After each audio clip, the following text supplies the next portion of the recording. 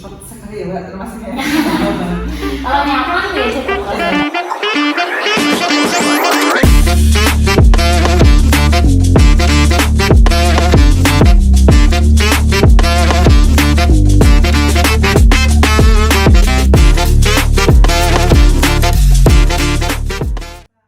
Assalamualaikum warahmatullahi wabarakatuh. Halo kawan pajak, senang sekali bisa berjumpa dengan kami di acara podcast Ngabak 521 KPP Pratama Purwokerto dengan saya Restu dan juga narasumber kita Mbak Sulfa.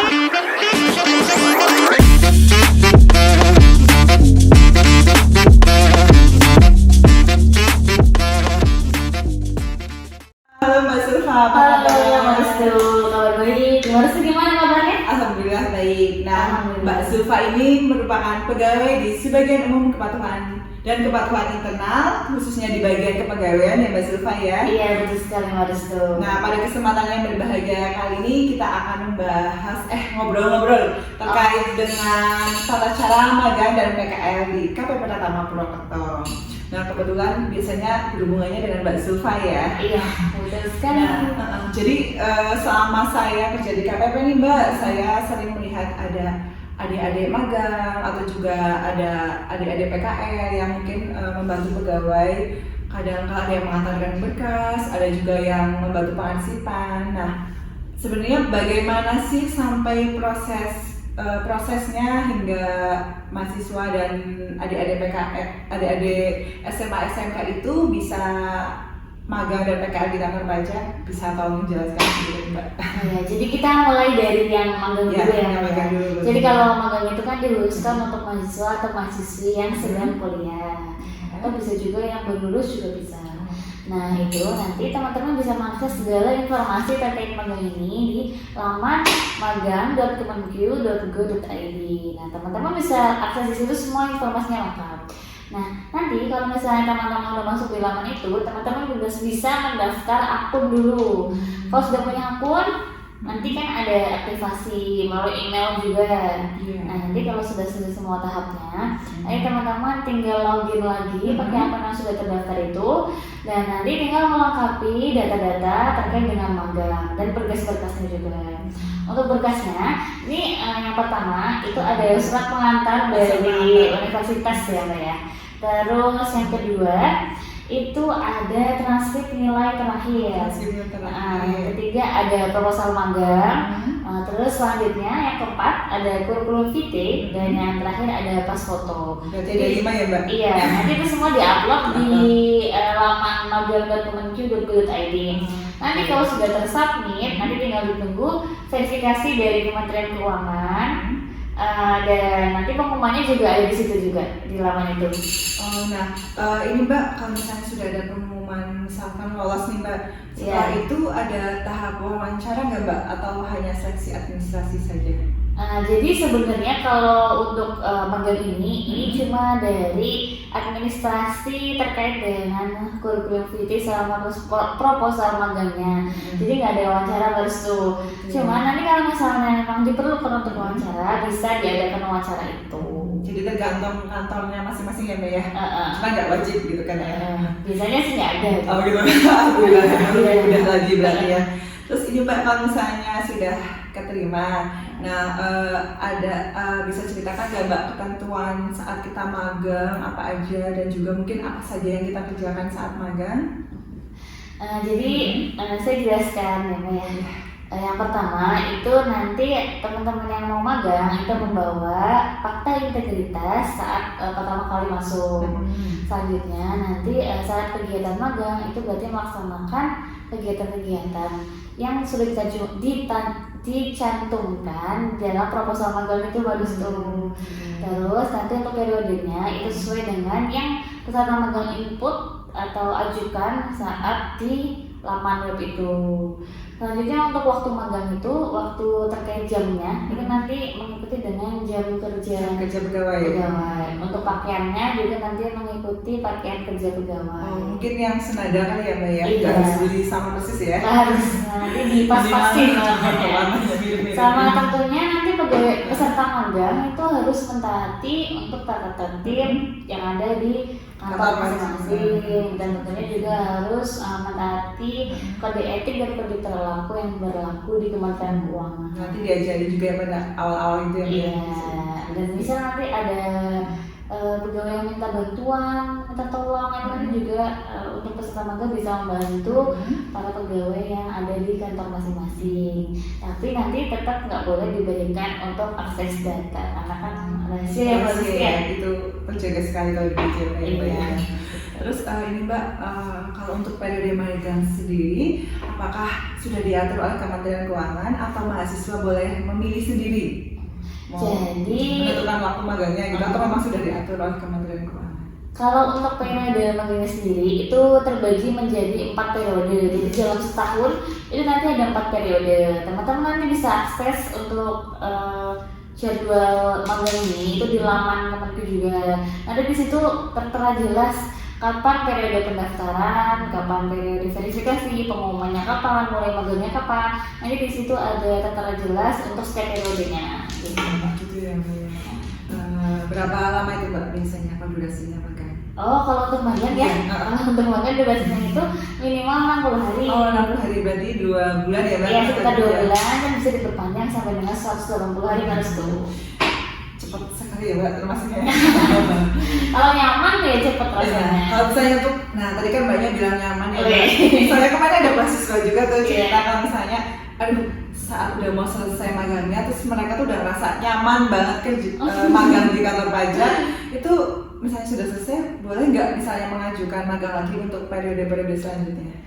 Jadi kalau misalnya mau mengajukan lagi ya periode, misal saya udah ikut periode magang yang pertama nih, terus mau ikut lagi program periode magang yang selanjutnya, itu dibolehkan harus tuh. Jadi kalau mau daftar lagi bisa teman-teman coba lagi aja gitu. Terus kalau misalnya tadi kan yang merasa nyaman, terus kalau misalnya nih Mbak kita udah daftar magang, udah pengumuman keterima, terus tiba-tiba ada suatu hal yang tidak terhindarkan dan kita nggak bisa melanjutkan magang itu, ada nggak prosedur untuk kita mungkin mengundurkan diri gitu Mbak? Ada. Jadi kalau misalnya teman-teman udah keterima, tiba-tiba mau mengundurkan diri ya Mbak ya, misalnya gitu. Nanti teman-teman bisa mengajukan surat pengunduran diri yang ditujukan kepada Kepala Biro SDM, Sekretariat Jenderal Kementerian Keuangan dengan tembusan kepala unit masing-masing, kepala unit yang manggilnya itu. Nah, terus nanti itu dikirimkan melalui email kemenq.prime@kemenq.go.id. Nah, itu nanti juga ditulis alasannya ya, pastinya ya. Kenapa sih teman-teman nggak jadi magang? Nanti dijelaskan di situ. Jangan lupa juga nanti untuk suratnya dikirimkan atau diinfokan kepada PIC unit masing-masing biar PIC unitnya tahu kalau teman-teman nggak jadi magang di kantor tersebut. Misalnya nggak nungguin gitu ya, Mana nih, hilang satu. Ya laporan. Ya Mbak, terus ini Mbak jadi semuanya ada prosedurnya ya Mbak ya. Walaupun mau mengundurkan diri juga tetap ada prosedurnya, kita fasilitasi itu. Terus kalau misalnya nih Mbak, saya mahasiswa semester 2 atau mungkin mahasiswa semester 4, bisa nggak Mbak kalau misalnya kita daftar magang ke kantor pajak atau mungkin harus yang udah semester berapa gitu Mbak, atau bebas aja? Ya. Jadi kalau terkait dengan minimal semester itu nanti kan waktu teman-teman daftar itu kan ada kualifikasi yang dibutuhkan atau diminta oleh suatu unit tersebut. Kalau misalnya untuk semester tersebut tidak ada minimalnya atau boleh dari semester berapa aja, berarti teman-teman bisa bebas. Kalau semester 1 itu nggak apa-apa, daftar aja. Oh, berarti tergantung kualifikasi ya sebenarnya ya. Terus misalnya nih Mbak, saya kuliah ngambil program studi bahasa Mandarin. Nah, bisa nggak Mbak saya daftar magang di kantor pajak atau mungkin harus program studi khusus gitu Mbak? Jadi kalau di magang Kemenku ini kan ada posisi atau formasinya ya Mbak. Jadi misal nanti bukan dibutuhkan ya. Misal dibuka magangnya itu untuk program studi misal S1 akuntansi, S1 manajemen, S1 ekonomi syariah atau dan lain-lain. Jadi nanti itu ada penjelasannya. Kalau misalnya teman-teman dari program studi tersebut berarti bisa daftar ya Mbak. Tapi kalau misalnya tadi Mbak Restu bilang dari S1 Mandarin ya, Iya. sedangkan posisi atau informasi yang dibutuhkan dari S1 akuntansi, ya mohon maaf teman-teman belum bisa daftar. Kalau misalnya teman-teman ngotot untuk daftar, kemungkinan besar berarti malah nanti tertolak. Oh, berarti secara administrasi juga sudah tertolak ya Mbak ya? Iya. Ya semoga nanti kedepannya semua jurusan bisa ini ya Mbak, magang di situ ya Mbak. Sama ini Mbak, kan setahu saya di perguruan tinggi itu memang ada mata kuliah magang atau PKL tuh Mbak. Iya. Nah ini dengan kita mengikuti magang di kantor pajak itu apakah sudah dapat diakui sebagai sudah diakui mengikuti mata kuliah tersebut gitu Mbak? Jadi kalau misalnya teman-teman udah magang di kantor pajak, itu untuk PKL atau magangnya itu bisa diakui, cuman untuk teknis terkait dengan pengakuannya nanti kami kembalikan ke universitas atau sekolah masing-masing. Gitu harus tuh. Nanti kurang lebih seperti itu ya kawan pajak, kewajiban untuk mahasiswa magang di kantor pajak. Nah tadi kan kita sudah dengar kewajiban-kewajibannya. Nah kalau untuk hak-haknya Mbak, ada nggak Mbak hak-hak peserta magang ini Mbak? Kalau untuk haknya, jadi nanti kalau peserta magang udah selesai magang, itu kan buat laporan Mbak. Oh, di laporannya. Ya, nanti laporannya itu diupload di lamannya tadi tuh. Aku coba nulis tuh lamannya. Apa ya? Tadi magang Kemenkeu ya. Magang.kemenkeu.id. Nanti diupload di situ. Nanti kalau udah diupload, teman-teman jangan lupa ngisi form evaluasi. Kalau sudah melakukan kedua hal tersebut, nanti tinggal menunggu aja ada sertifikat keterangan sudah lulus magang gitu dari Kementerian Keuangan. Oh gitu. Nah terus yang paling sering ditanya ini Mbak di Instagram tuh. Oh sisilah. Iya nih ada yang nanya kalau misalnya magang dapat uang saku atau honor nggak Mbak? Jadi untuk kegiatan magang di Kementerian Keuangan itu belum ada undang-undang terkait hal tersebut. Jadi belum ada yang harus tahu. Oh, iya. Jadi kalau misalnya teman-teman nih mau magang di Kementerian Keuangan ya pure mencari pengalaman sama ilmu ya Mbak. Jadi harus luruskan niat ya. Jadi benar-benar mencari pengalaman. Karena nggak semua bisa berkesempatan untuk mendapatkan pengalaman yang berharga tersebut ya Mbak ya.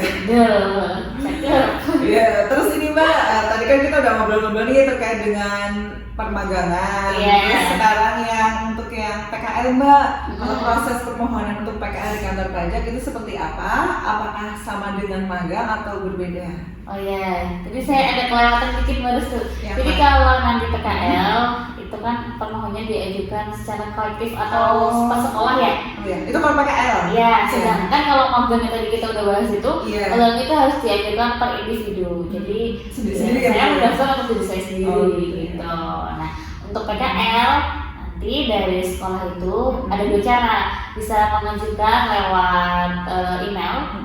Nanti surat permohonannya yang soft copy-nya itu dikirimkan ke email kemenkeu.prime@kemenkeu.go.id. Atau yang kedua, ini yang paling sering sekolah-sekolah sudah lakukan, itu langsung mengajukan hard copy-nya ke kantor atau unit masing-masing. Jadi tinggal ngajuin aja langsung datang ke kantornya, nanti biasanya ketemu sama PIC terkait PKL itu. Jadi langsung ke kantor pajaknya. Iya betul, kan untuk follow up-nya juga lebih mudah ya. Lebih mudah ya. Langsung.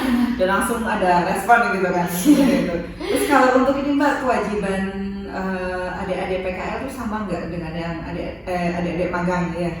Jadi secara keseluruhan itu hampir sama ya Mbak, terutama tentang untuk tata tertib dan kode etik, kode perilaku itu tetap wajib untuk dilaksanakan dan ditaati. Nah nanti bedanya itu untuk periode dari PKL ini yang mengajukan itu atau yang menawarkan gitu ya, itu dari pihak sekolahnya. Dan dari pihak sekolah itu mengajukan mintanya dari misal ya Mbak, dari pihak sekolah misal mintanya dari Januari sampai dengan Maret, diajukan aja dari sekolahnya. Nanti dari kantor pajak itu lihat dulu nih di periode Januari sampai Maret butuh nggak peserta PKL, butuhnya berapa, kebanyakan nggak kelas gitu, kelamaan nggak kelas gitu. Oh, berarti nggak semua diterima juga ya Mbak ya? Iya, rata-rata sih kami nerima, cuman dari pesertanya ada. Cukup, jumlahnya iya jumlah pesertanya misal cukup 4 atau cukup 5 aja kan, kalau 10 nanti kebanyakan ya Mbak. Terus kalau untuk pakaian atau jam kerjanya, Oh, mungkin ya. Mbak? Kalau untuk jam kerjanya itu nanti kalau peserta PKL itu pulangnya lebih cepat. Jadi jam 4 itu udah selesai. Dan untuk pakaiannya, Iya. nanti teman-teman kalau yang PKL itu pakai baju sesuai yang dipakai di sekolah. Seragam sekolahnya masing-masing ya. Jadi kalau yang dipakai di sekolah nanti dipakai aja waktu PKL. Berarti nggak harus menyamakan seperti yang magang tadi ya? Enggak. Nggak harus bebas ya. Ya udah Mbak, makasih nih kayaknya udah banyak banget informasinya ya. Udah cukup nih Mbak. Nggak kerasa ya. Nanti bisa langsung telepon kata juga ya kalau ada pertanyaan-pertanyaan lainnya ya Mbak. Iya bisa, betul. Baik, terima kasih Mbak Sufa. Tak terasa waktu sudah cukup lama kita ngobrol-ngobrolnya. Terima kasih atas sharing-sharingnya. Semoga dapat memberikan pencerahan pada kawan pajak semua, khususnya yang masih duduk di bangku perguruan tinggi ataupun bangku SMA SMK ya Mbak ya. Iya. Nah, semoga setelah mendengarkan penjelasan ini, bagi kawan pajak yang berminat magang atau PKL di kantor pajak Purwokerto dapat segera mendaftar dan juga melengkapi persyaratan-persyaratannya. Baik, simak terus podcast Ngapak 521 KPP Pratama Purwokerto dan jangan lupa follow Instagram kita di @pajakpurwokerto dan juga like and subscribe channel YouTube kita. Akhir kata, kami pamit undur diri. Wassalamualaikum warahmatullahi wabarakatuh.